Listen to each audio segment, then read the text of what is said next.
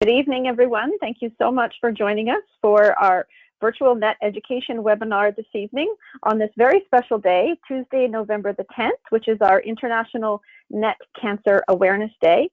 If you haven't been following CNETs on social media today and on our website, please check us out and help us raise awareness of neuroendocrine cancers by sharing our social media posts with your friends and family and help us spread the word about raising awareness of neuroendocrine cancers. So this evening, we're going to talk about peptide receptor radionuclide therapy.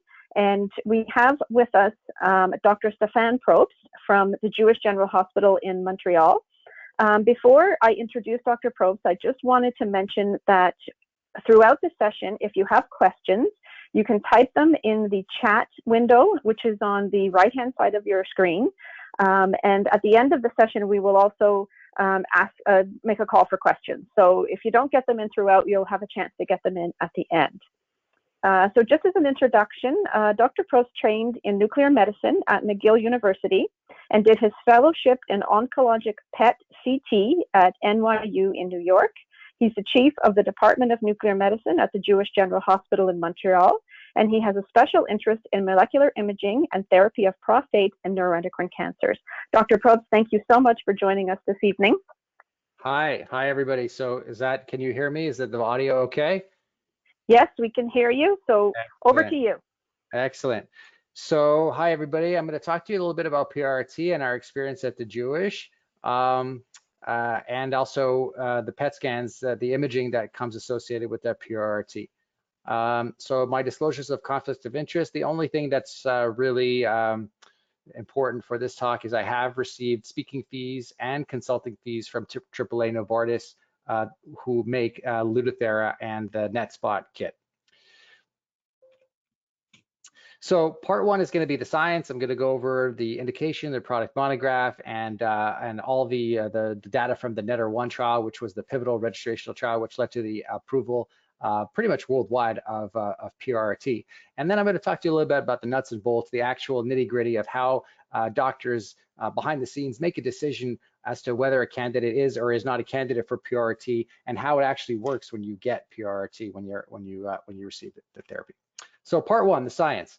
The indication for Lutathera or lutetium-177 oxodotriotide, which is what Health Canada has deemed to be a safe and effective use of the molecule, is this. It's indicated for the treatment of unresectable or metastatic. So that means a patient that cannot go to surgery. Their surgery would not be useful. Well differentiated, somatostatin receptor positive. So you have to have that SSTR positivity on imaging. Neuroendocrine tumors that come from the gastroenteropancreatic region in adults with progressive disease. Progressive disease means that your cancer is getting worse. The tumors are originate in the, as I said, the GEP-NETs, the gastroenteropancreatic region. So this is where they come from. There are other types of NETs, although they don't figure on the official Health Canada indication. So the use in other types of NETs, pulmonary NETs, for example, would be quote unquote off-label. For reasons that nobody is 100% sure about why, it seems to be that the incidence of NETs is increasing and significantly increasing. This may be partly because of a true increase in the disease in the population. It may be partly because doctors are getting better at recognizing and making the diagnosis. Also, there's been a wide an explosion of cross-sectional imaging, such as CT. So we're able to find these tumors and make the diagnosis. And that may be part of the reason that there's this large increase in the diagnosis in the last 30 years, as you see.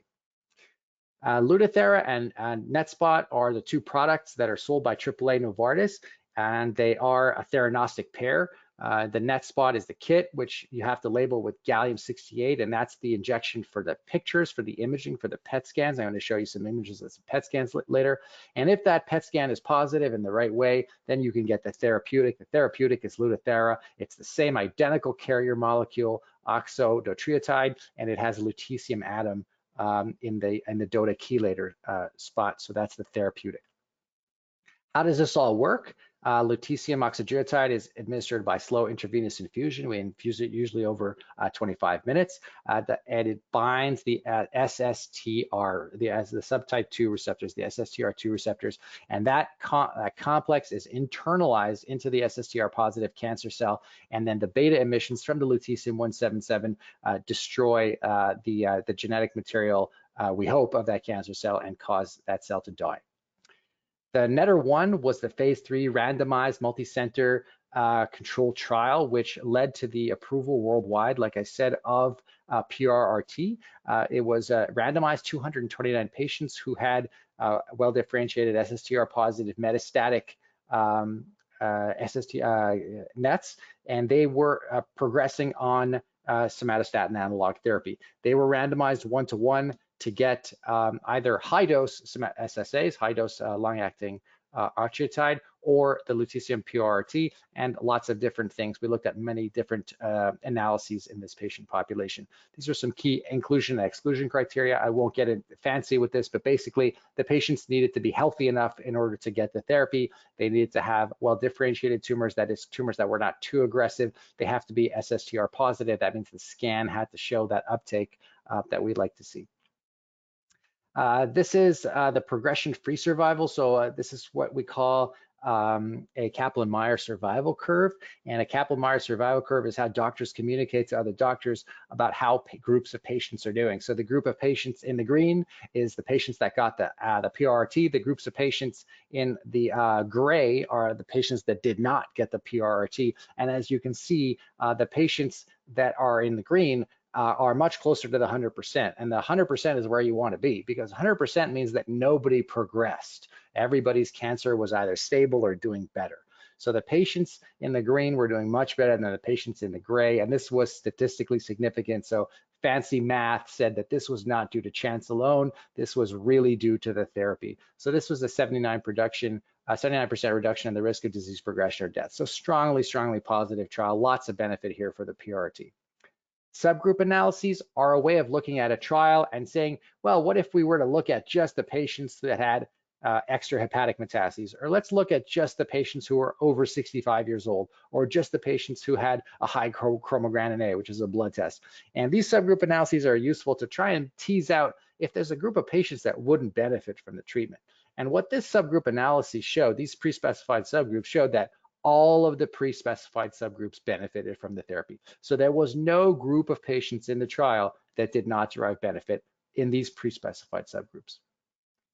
Overall survival is an analysis, another Kaplan-Meier survival analysis, but instead of the cancer doing better or the cancer doing worse, this is a Kaplan-Meier survival curve of actual patient deaths. So were more patients alive at 2 years, at 3 years, in the group of patients who got Prrt than the patients who did not? The answer is yes, although the authors did not consider this analysis to be final, in the sense that it's still an ongoing analysis, and there will be a follow-up of the overall survival published soon.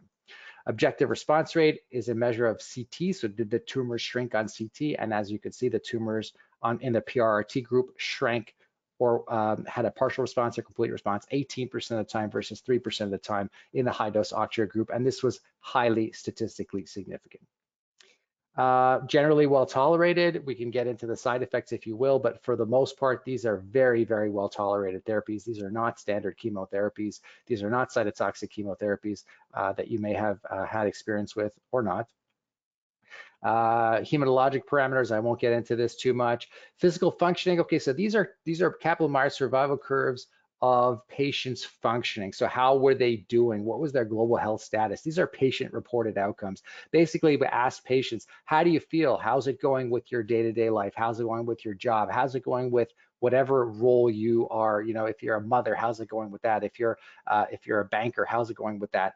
How are you functioning physically? What's your global health status? And these were also positive Kaplan-Meier curves that showed that the patients that got Prrt had better physical functioning, better role functioning, and better global health status than the patients that had long-acting octreotide double high-dose LAR. And so this was a nice reassurance that the patients were not only we were controlling their cancer better and they were living longer, but they were also feeling better while living longer. Sometimes some of these therapeutics are a trade-off between quantity and quality of life, and this did not seem to be the case for PRT. It seemed to be that both the patients were living longer, their cancers were regressing more, and they were also feeling better. Subgroup analyses, low liver burden subgroup, moderate liver burden subgroup. I'm going to go over these quickly.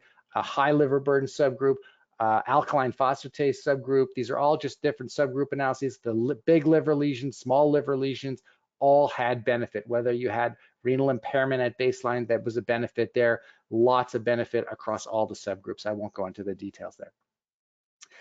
This was a retrospective analysis that were a number of patients treated at University Hospital Bonn in Germany, and they demonstrated pretty conclusively, in my opinion, that PRT should be administered in conjunction with long-acting SSAs. So the patients that we treat on PRT are all on long-acting SSAs. These are some baseline renal baseline function that marrow function and renal function that we want to know about. So these are the kind of things your doctor will want to know before you start on PRT. Is everything okay with your kidneys? Is everything okay with your bone marrow?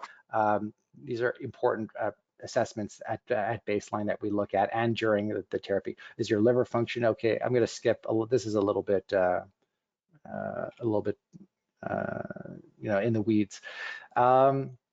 These are some drug interactions that I personally don't believe in. So I know a lot of doctors that don't actually consider SSAs. If you look at in the product monograph, it says don't use SSAs too close to lutetium PRT. We don't believe that to be true, and everybody's on SSAs, and we think that the data conclusively shows that this is not a consideration. Corticosteroids as a theoretical risk of downregulation of SSTR receptors. We don't believe that to be true, and we pre-treat everybody with dexamethasone as an anti-nausea medication. So this is a little bit where our practice maybe differs from the product monograph. Dose modifications, this is a little bit in the weeds. I'm not going to get into that. It's a little bit too beyond the scope of today's talk. So how does it actually work? How does PRT actually work? It's very simple. You get 4 doses of PRT. They're spaced 8 weeks apart. Each dose is 200 millicuries. Millicurie is a measure of radioactivity. So 200 millicuries, and you get 4 doses spaced 8 weeks apart, all the while continuing the long-acting SSAs. You will get an amino acid solution. Every patient gets an amino acid solution during the PRT. This is a standard protocol that pretty much every center is doing, lysine and arginine. And the purpose of the amino acid solution is for renal protection. So PRT the molecule does concentrate in the kidneys, but that's not the target organ. That's not where we want the radiation to go. We want the radiation to go to the tumors. So to lower the kidney uptake of lutetium oxydotriotide will give you this amino acid solution concurrently with the PRT. So this is exactly our protocol that we use at the Jewish. The patients show up. They show up at 8 in the morning. The first thing we do is we give them antiemetics. This is precautionary more than anything else. I have administered 35 cycles of PRT, and I've never been called to the bedside once for nausea or vomiting. So either our antiemetic regimen is perfect, or there's not a lot of emesis, not a lot of nausea or vomiting from PRT.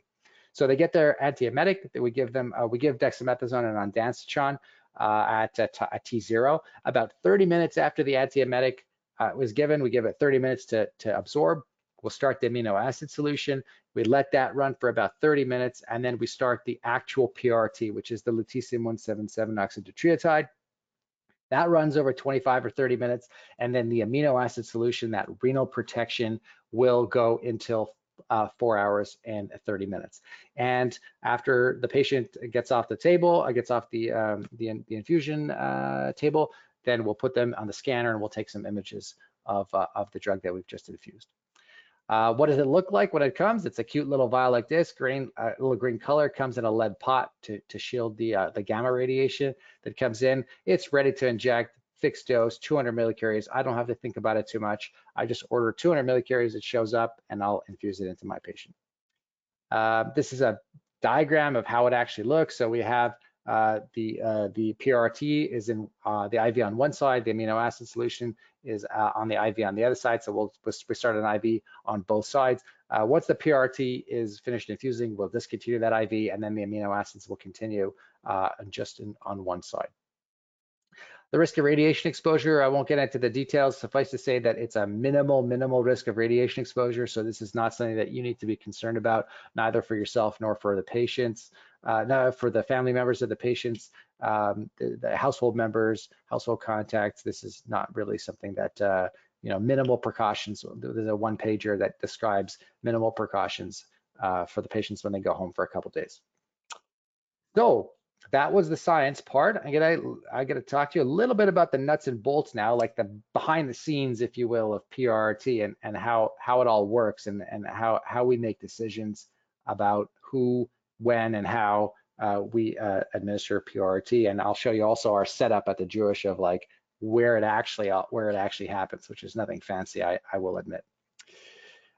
So theragnostics is the concept that everyone talks about, and theragnostics very broadly is a pairing of diagnostic testing and therapy. In nuclear medicine, which is where we are today, theragnostics has come to mean diagnostic and therapeutic radiopharmaceutical pairs. So there's different types of pairs, but the one that we care about today is pair class 2. And pair class 2 is the gallium-68 dotatate, which is the PET scan agent, and the lutetium-177 dotatate, which is the therapeutic, the PRT, or the Lutathera. These are a theranostic pair because uptake of one means uptake of the other. So if I can get images with gallium-68, which I do, I can reliably predict that the patient's tumors will pick up the lutetium dotatate, which is the therapeutic. We very often will use different modalities to characterize the disease in a patient. So we'll use the CT scans that a patient has done with a dotatate PET. We'll use the MRIs that the patient has done with the dotatate PET. And sometimes we'll go as far as to get regular PET, quote unquote regular PET or FDG PET, and we'll compare that to dotatate PET. And what's the point of all this? The point of all this is to establish what kind of disease the patient has. If I was doing, as an example, a FDG PET and a Tate PET concordance assessment, because I have two tests, there's 4 possibilities. The possibility number 1 is that the dotatate is positive and the FDG is negative. These patients are the best candidates for PRRT. They accumulate the radio tracer very strongly, and the disease is FDG negative, so it doesn't have the glucose metabolism. It doesn't have that aggressive component. These patients will respond well and they will do well. Group number 2 is that Tate positive, FDG positive patients. These patients are still candidates for PRRT, but unfortunately they will do more poorly. Their disease is more aggressive. Their responses will be less deep and less long. They will relapse quicker, unfortunately. Groups 3 and group 4 are the Tate negative, FDG negative, and the Tate negative, FDG PET positive. And these in the groups 3 and group 4, PRRT is not indicated. If the dotatate scan is negative, your tumors will not pick up the Lutathera, and therefore the patient will derive no benefit from the therapy. The example that I've given you here, this pair of scans is a Tate PET and an FDG PET. This is the same patient. These scans were acquired within maybe 5-6 days of each other. So this is the same identical patient state, multiple metastatic lesions on the Tate PET. The FDG PET is essentially normal. This is group 1, Tate positive, FDG negative disease. These are the best candidates for PRRT. This patient went on to get PRRT and had an excellent response with multiple lesions that shrank and or disappeared. In some cases, there is 2 types of disease, and we call this polyclonality. Polyclonality is when within the same patient, there is 2 flavors, if you will, of disease. So if I showed you this dotatate PET and I said, is this patient a candidate for PRRT? The first answer you would probably give me is you would say, yes, there's multiple metastatic lesions. The patient is unresectable. The patient has a neuroendocrine tumor. It's well differentiated. And these lesions are positive on Tate PET. But my colleague, Chris Rush, whose patient this was, noticed that there were some lesions on the CT that didn't seem to be taking up dotatate. So he ordered an FDG PET, and on the FDG PET, this is what we got. So you'll notice right away that the pattern looks quite different. There's some important differences in the pattern of uptake here. Some of these METs are clearly FDG negative, Tate positive, but some of these METs, unfortunately, are FDG positive and Tate negative.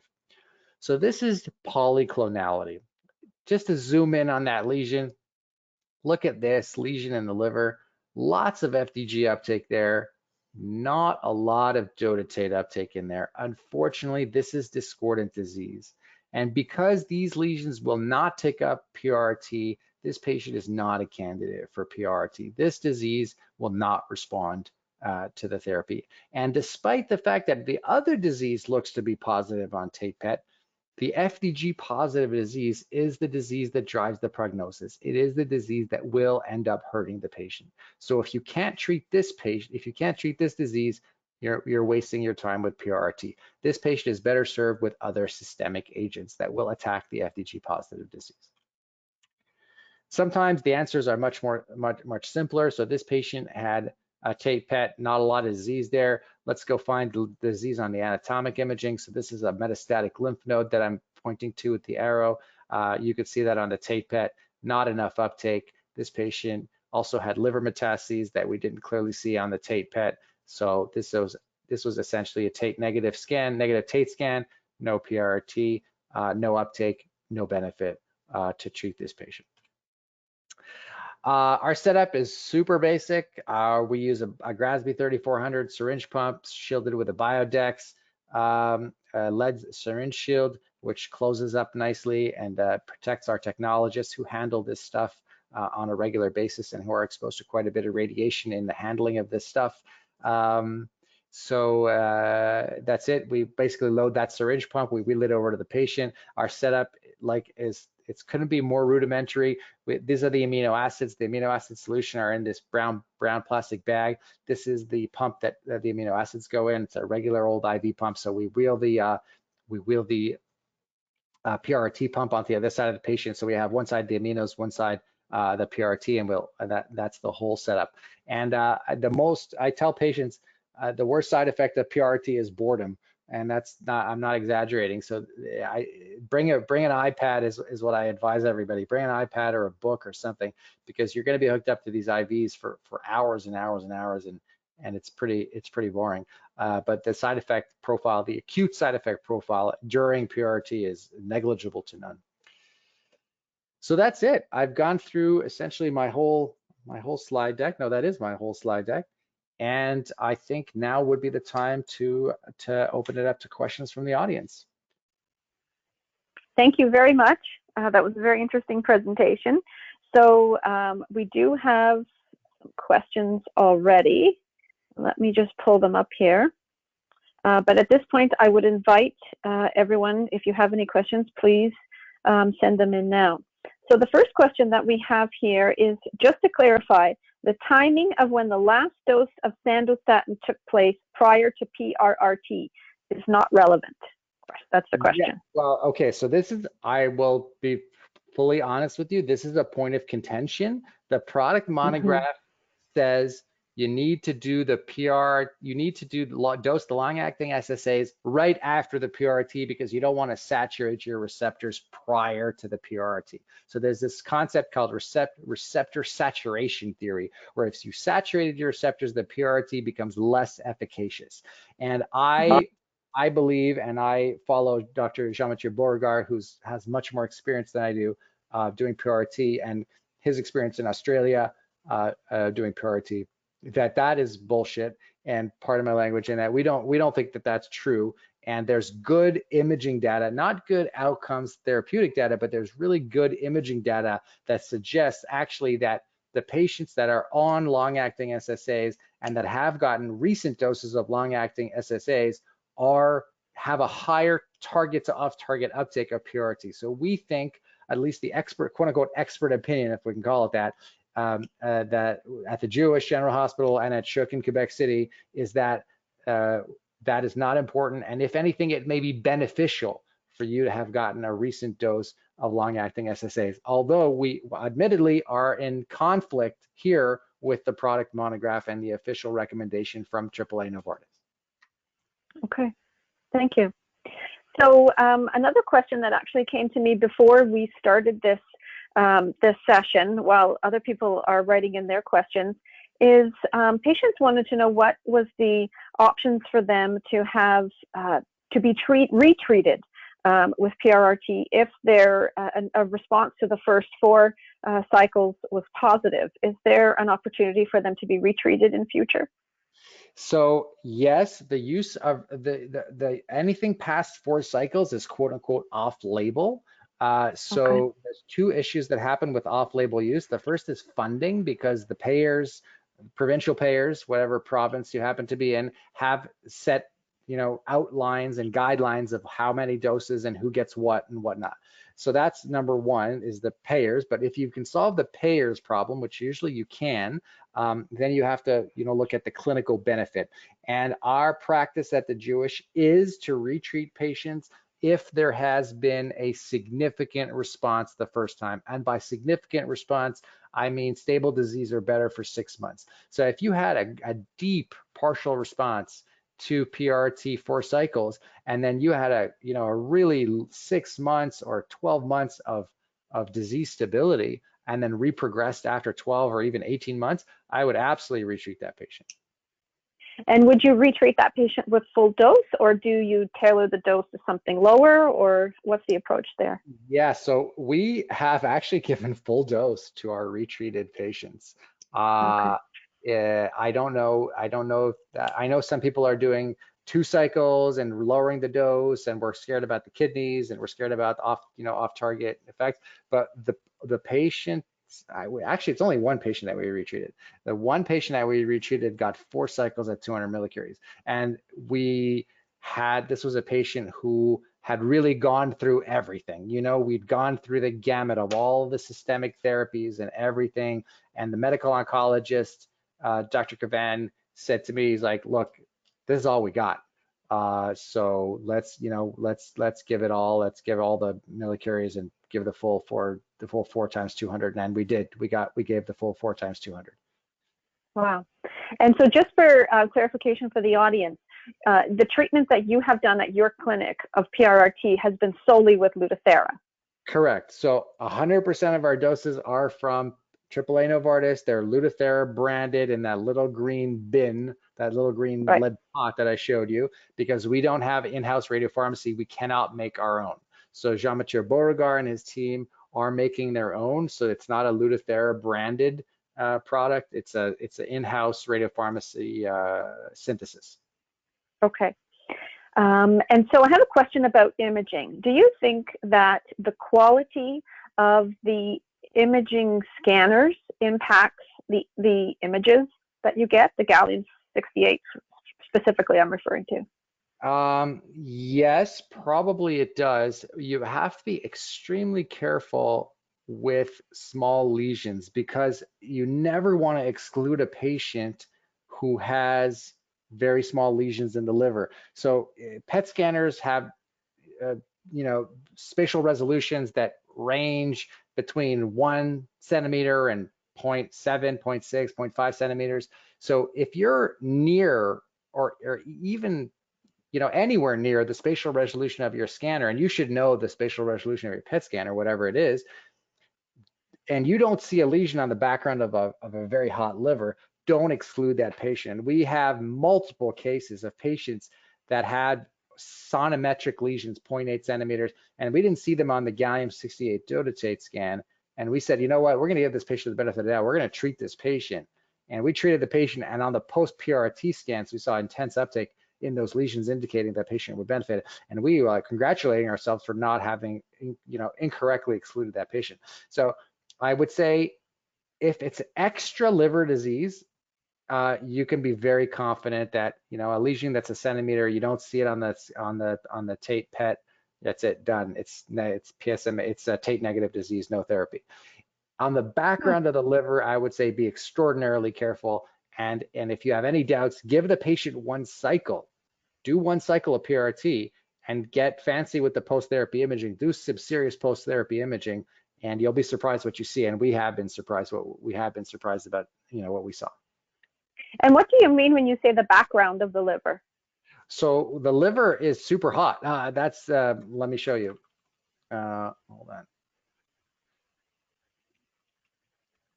No, hold on. Where's my tape at? The liver has a lot of uptake, right?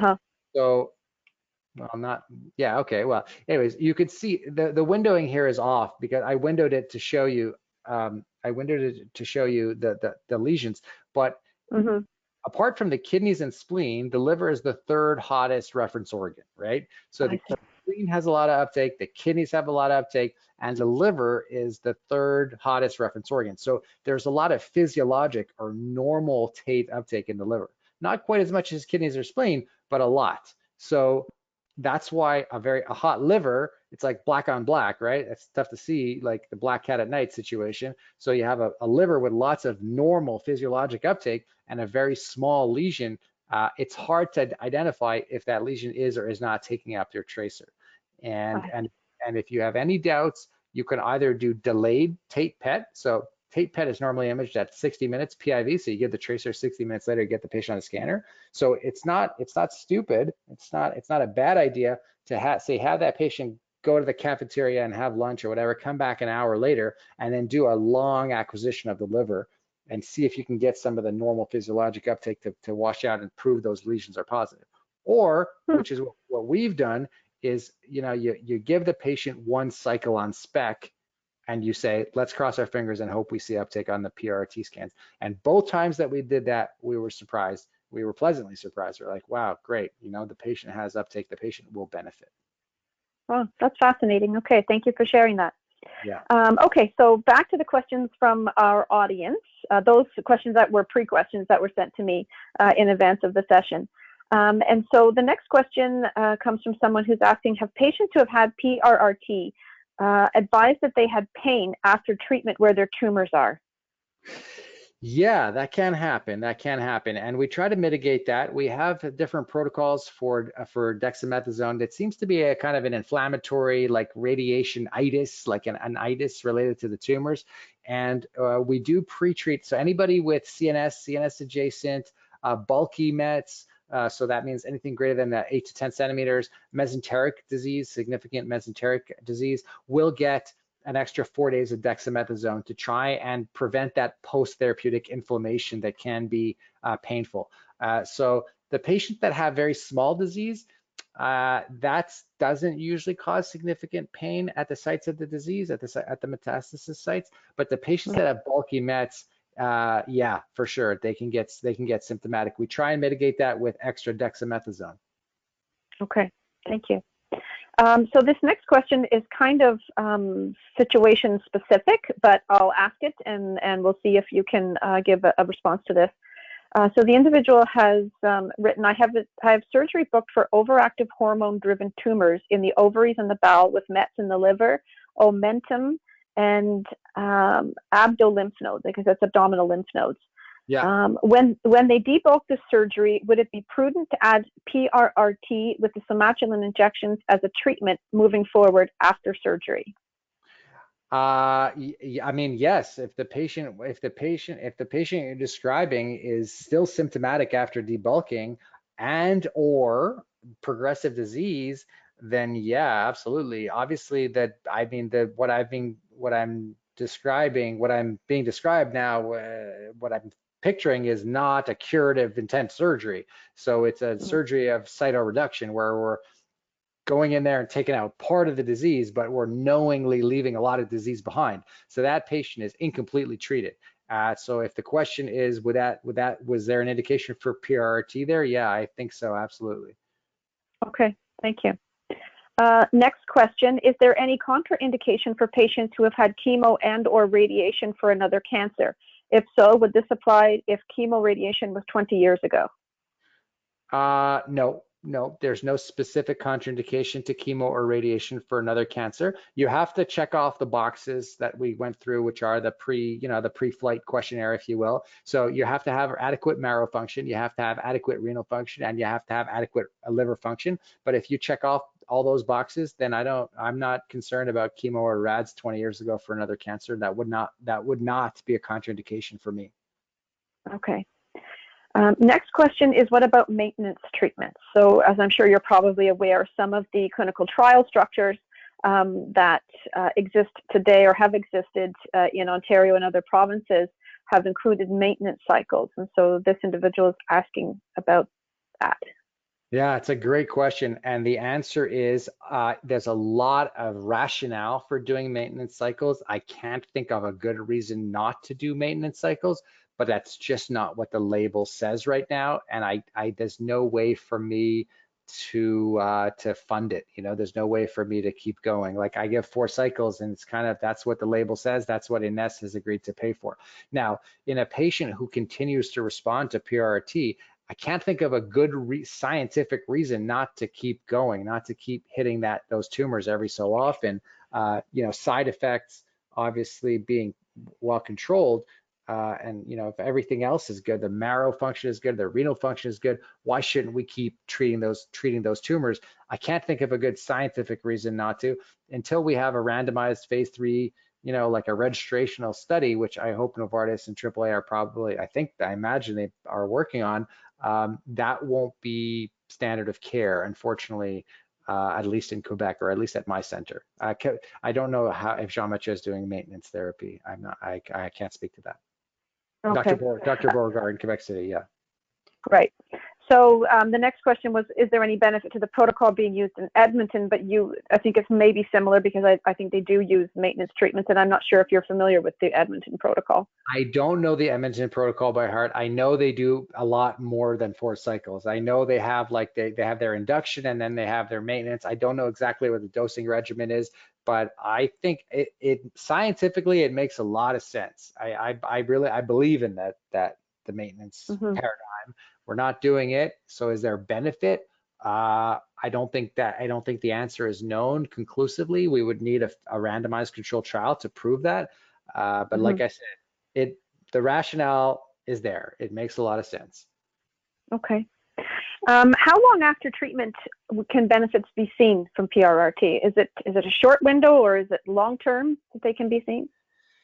Well, usually once you finish 4 cycles, you know, the cycles are spaced at Q8 weeks, right? So usually when you finish 4 cycles, you can restage. You can restage at the end of your cycles. You can get a CT scan and see if you got shrinkage or not. But keep in mind that not everybody has shrinkage, right? Like, the overall response rate was not that high, right? We had the NETTER-1 study had an 18% overall response rate. So 72% of patients did not have shrinkage on CT scans or MRIs. This is a very special tumor, and I want to emphasize that we consider stable disease to be a win in this context. Okay? So if you came to me with progressive disease, your cancer was growing, and now your cancer is not growing anymore, it's stable. That's a win. I put that in the win column. So I encourage patients and doctors to think about SD, stable disease. You know, there's CR, PR, SD, PD. Those are the 4 things that you get from a RECIST analysis: complete response, partial response, stable disease, progressive disease. So I consider the last 3 to be in the win column. You know, that's not exactly how it works in other tumors. But in metastatic NETs, for me, SD is a win. If you have stable disease, you're a winner. Okay, thank you. So just to emphasize on this a little bit more. So if someone has gone through the 4 cycles and they've had progression within a few months, then it's a pretty safe bet that this treatment has not been effective for them. Yeah. Early progression is not a good thing. Yeah, exactly. Okay. No. If you go through the 4 cycles, and then within 3 months their disease is growing again, bigger than when we started, we are not deriving the benefit that we need to derive, when we need to look for other things. Okay. So the next question, I'm not sure how in-depth you'll be able to get on this. I don't know what the science is there, but what is the response rate of retreatment? And I know that you had said you've only had 1 patient that you retreated, so I'm not sure. Oh boy, it's less good than the first time, I will say that. I Okay. don't have a number. I don't have a number. I actually have 2 papers or 3 papers that I've been meaning to read about retreatments that I haven't actually dove into yet. So good question. Worse than the first time. I don't have a number. Okay. Thank you. The next question is, since the provincial funding is new, how long does it take to get approved so that treatment can begin? It depends on your hospital, right? Everybody has to treat their own patients. This drug is too expensive, unfortunately, we can't have referral centers where one center is shouldering the burden of the entire province. So every hospital, this is very simple to administer. It doesn't take special expertise. You could train a nuclear medicine tech in half a day to administer PRT. It's extraordinarily simple. It's once you've done it once, you've done it 100 times. And so every center has to treat their own patients. So it depends how big your net population is. If you're a super high volume, med-onc like Dr. Kavan, and you have like 40 net patients that are active, then the wait list could be, a couple months. But if you're a smaller center and you only have a couple of net patients that are active or that are indicated for PRT, your waiting list could be 0. So it's a center specific thing. Where we got started a little bit before the INES official decision came. We were very confident it would come, and so we got started before the official letter came. But now all the other centers essentially have no choice. INES has said in Canada, in Quebec, sorry, INES has said this is indicated. This is the price is agreed upon with the company, and if you can do it, you have to offer this treatment to your patients one way or another. Mm-hmm. Okay, great. I think in Ontario, we're not seeing a quick response yet from the province in terms of getting the funding mechanisms in place. So that may also have been what was driving that question. I'm not sure where that individual is who asked. Yes. So things are a little bit slower here. Yes, there's interprovincial variability, and each province is a healthcare silo in a sense. So Right. BC pays for BC, Quebec pays for Quebec, and everybody pays for their own patients. And there's unfortunately not really a lot of interprovincial stuff. Like if a patient came from Ontario to get PRT, I wouldn't be able to fund that with Quebec healthcare dollars, unfortunately. Mm-hmm. But would a patient be able to pay out of pocket if they wanted to come to your center for treatment?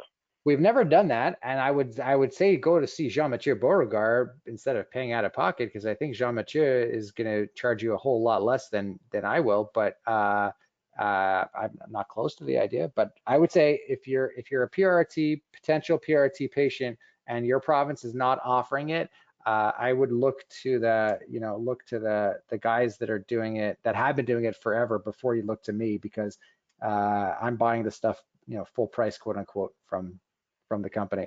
So the Edmonton group, Shook group, I would say see if they can help you out before you come. Okay, thank you.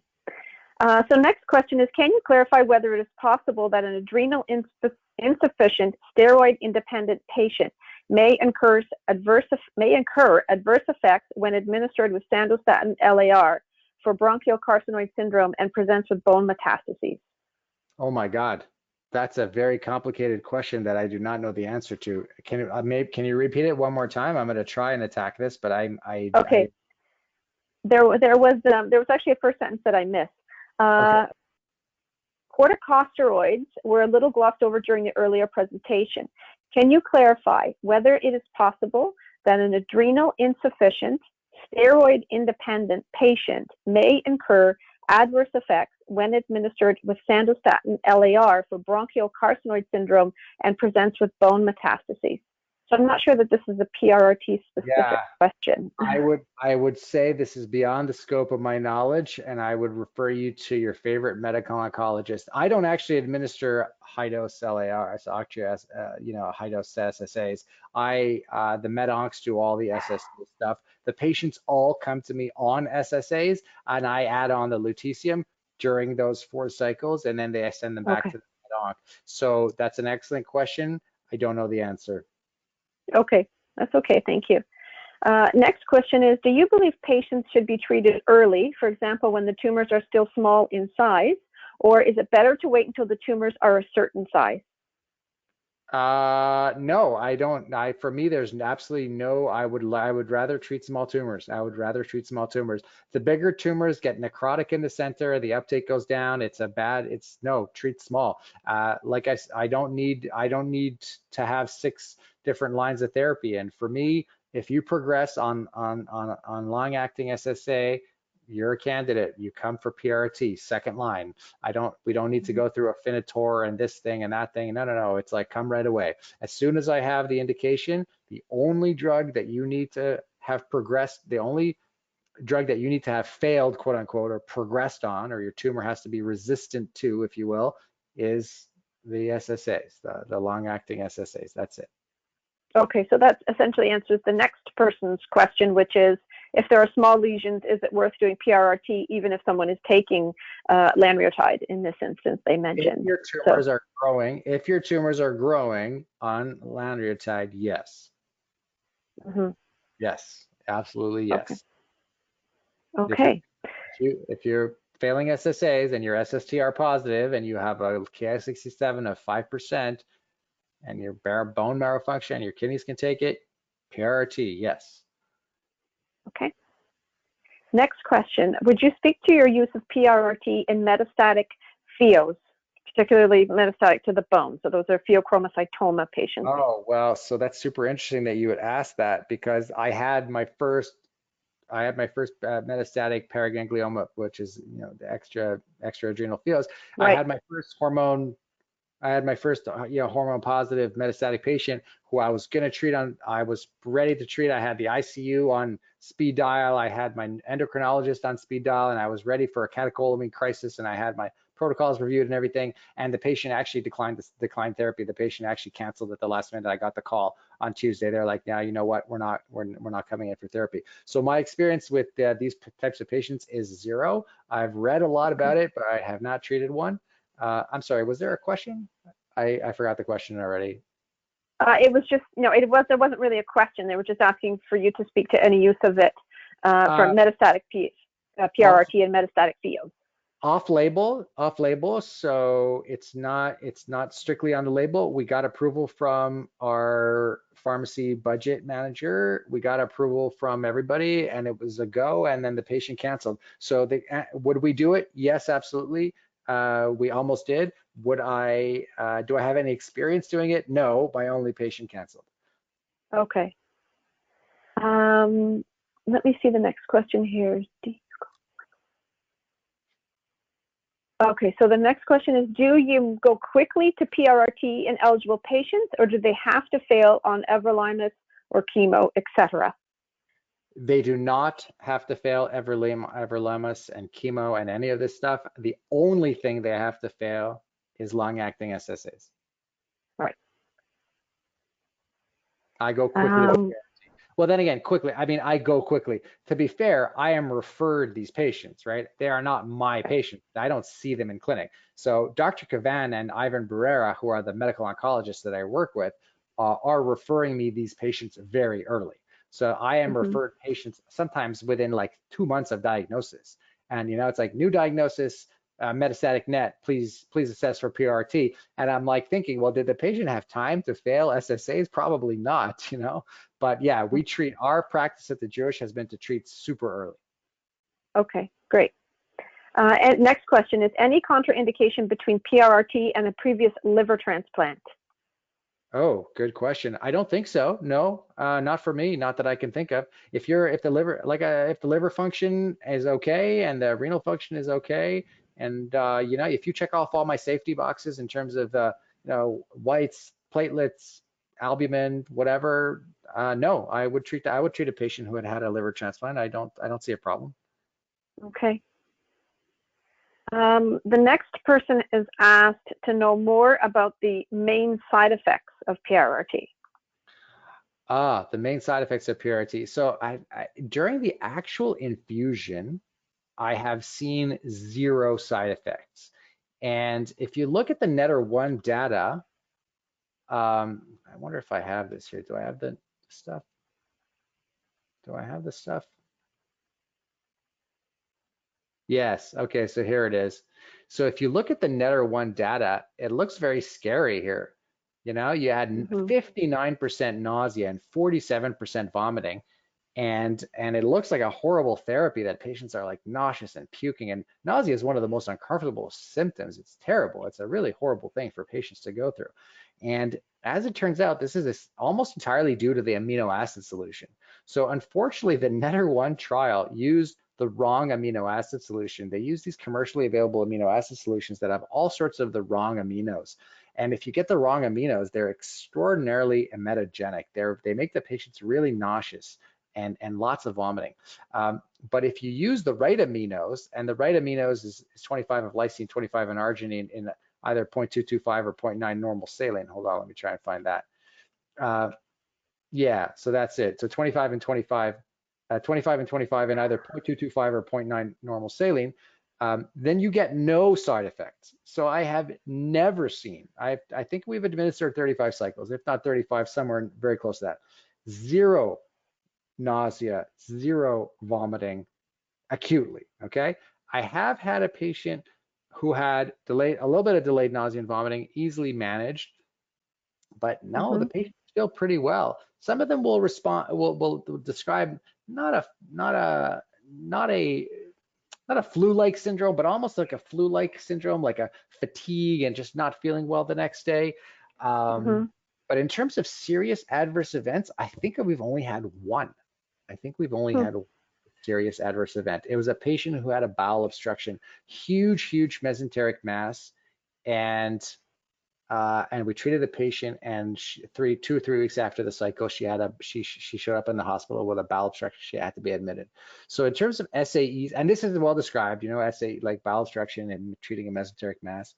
But no, the patients feel pretty well. On the median patient has essentially no side effects. What about hair loss? I have never seen that. I don't know if that's common or not, but I have never seen that. Okay. Good question. I don't know if that's common or not. I've never noticed it. I've never been asked about it, and no patient has ever complained to me about it.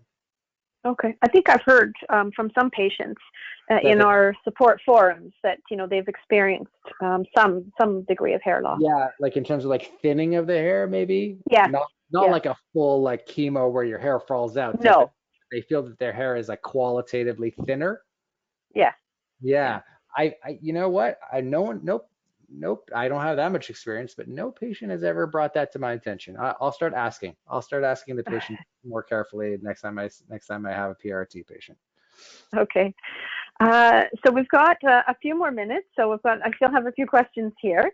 Okay. The next question is, what can the patients do to prepare beforehand for the PRT and the gallium-68 PET?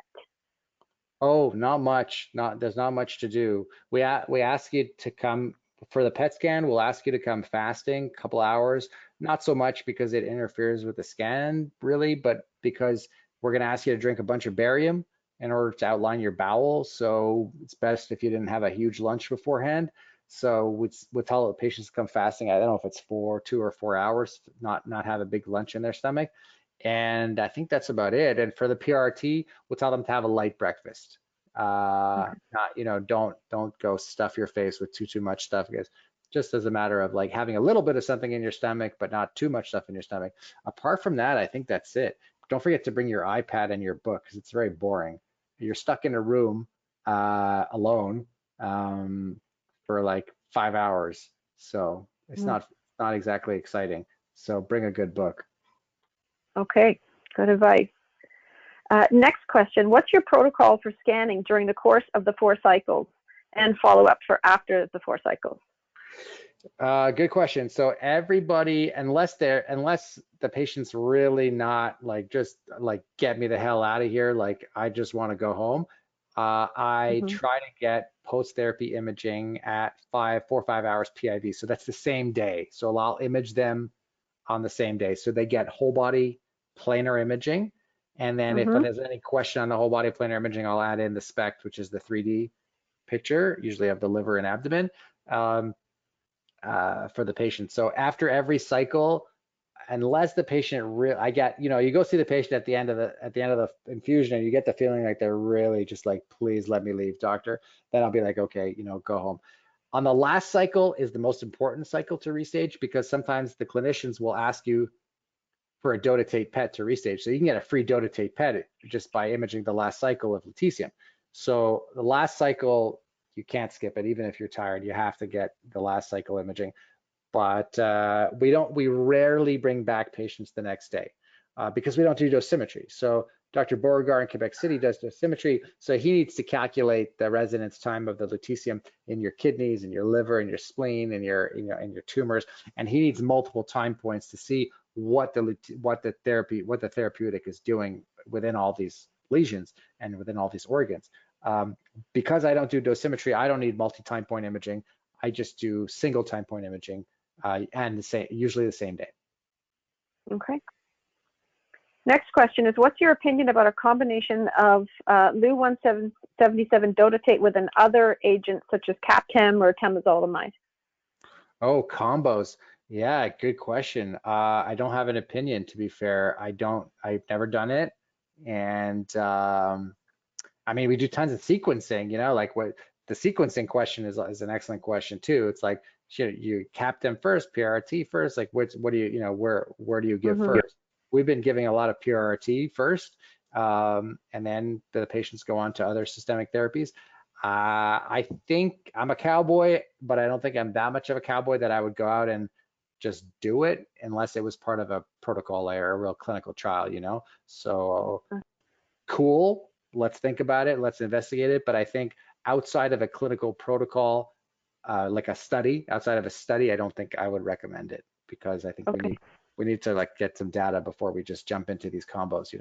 Combos work sometimes, and sometimes they fail miserably. Like radium-223 in prostate cancer works great, and abiraterone for prostate cancer works great. But when you mixed abiraterone and radium-223, you killed patients. And so this was a big surprise to everybody. But the reality is that combos, while they sound good, need to be carefully evaluated in clinical trials before they become standard of care. Otherwise, you end up getting in trouble. Okay, thank you. Next question, I'm not sure I understand it, but perhaps you may. What's the incidence of MDS at your institution? Oh, myelodysplastic syndrome, yes. So we have not been around long enough to see MDS because we have only been treating patients for 9, 10, 11 months, I don't know, under a year. So we don't know. MDS is an excellent, it's a serious side effect. In the trials, I think it's between 1% and 2% of the patients, but none yet that I know of is the answer. Can you explain to us what did you say it was?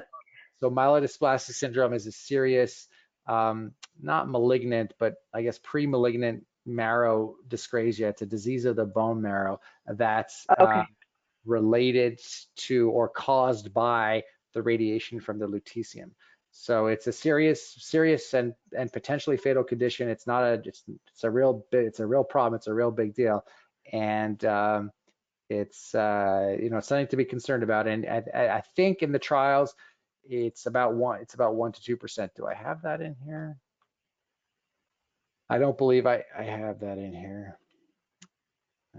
And so that would be, because someone else asked a similar question about, in your experience, have you seen any patients who've gotten leukemia? So that would be along the same lines. Yes. Okay, so here we go. So risk factors for MDS/acute leukemia, which are kind of in the same family of bad things that happen to your bone marrow cells related to the radiation, are greater than 70 years old, impaired renal function, pre-existing cytopenias. So if a patient comes on board with a pre-existing anemia or leukopenia or thrombocytopenia, it means that there was a problem with their marrow when they got to me, right? Before I gave them PRT, their marrow there was something off there. And chemotherapy is also a risk factor, because chemotherapy and alkylating agents messes with your marrow progenitors and your stem cells. Radiation therapy is also part of the risk factor profile, because most of these things are radiation induced, so prior external beam radiation. So if you're 70 years old, you have impaired renal function, pre-existing marrow dyscrasia, prior chemo radiation therapy, you're at high risk for MDS and acute leukemia. And these are things that need to be weighed. You need to weigh the pros and cons of the therapy. Be reassured that yes, these are serious potential side effects, but they are not outweighed by the benefits of the therapy, right? So in the overall survival analysis, I'm going to bring you back to the overall survival analysis of NETR1. The patients who got the PRT, despite 1.5 or 2.5% of them getting MDS, are still doing much better as a group than the patients who did not get the PRT. So while this is a serious and crappy side effect that you never hope for, it is strongly outweighed by the benefits of the therapy. Okay. So we are, thank you very much for that. We're at 7:01 p.m., but I have one more question left, if it's okay, to stick with us for a few more minutes. Sure. So this person asked, I had debulking of a midgut net in 2017 and an ablation on the liver in 2020. Since that ablation, my kidney function has gone down. How does this compromise my ability to have PRRT in the future? It depends how bad your renal function is. That's the answer. We do dose reduction and we do dose modification for renal function. So I have yet to exclude a patient, but because this drug is cleared by the kidneys, we have to be very careful with the EGFR. So if your EGFR is 60 plus, done, you get full dose, it's great, and we'll give you the full 200 millicuries. And if your EGFR falls, below 25, below 50 or 45, whatever, then we'll start maybe playing with the dose a little bit. And then if it falls like, in the 35 range, then we're like really playing with the dose a lot. And so we do dose modifications. I don't believe I've ever I've never refused a patient for bad renal function, but we've done dose modifications. You get less activity. So does getting less activity mean that you're going to get less benefit? Maybe not, because there's a clearance effect, right? So if your kidneys are taking it out of your bloodstream and excreting it into your urine, you're not benefiting from those millicuries. But if your kidneys are working less well and they're not excreting it as well, then maybe the 100 millicuries equals the same number of millicuries to your tumor. So it's unclear. There was a subgroup analysis. Hold on, there was a subgroup analysis on pre-existing renal. Hold on, let's find the subgroup analysis. Yeah, here you go. PFS in patients with renal impairment at baseline. So, the patients had renal impairment at baseline versus the patients that got lutetium versus not. Nice curve separation there. I don't believe I've ever excluded a patient. I've treated patients with pretty crappy renal function. Yeah. Okay. Good to know. Well, thank you very much. That wraps up all of the questions. So thank you so much for your time, Dr. Probst. This has been very interesting. Excellent engagement from our viewers. So a whole half an hour of questions is fabulous. So thank you so much for spending your time with us this evening and sharing your knowledge and expertise. Okay, thank you very much. Have a good night, everybody. So everyone, I just want to let you know that Rico will put this together in terms of getting it loaded up onto our website and our YouTube channel, so that anyone who wants to look back on any aspects of this, they'll be able to. So keep an eye out on your email. He will send out a message when it's loaded and ready for everyone to watch. So thank you all for joining us this evening. We hope you found the session informative, and happy Neck Cancer Awareness Day, or what's left of it. Take care. Bye-bye. Bye-bye.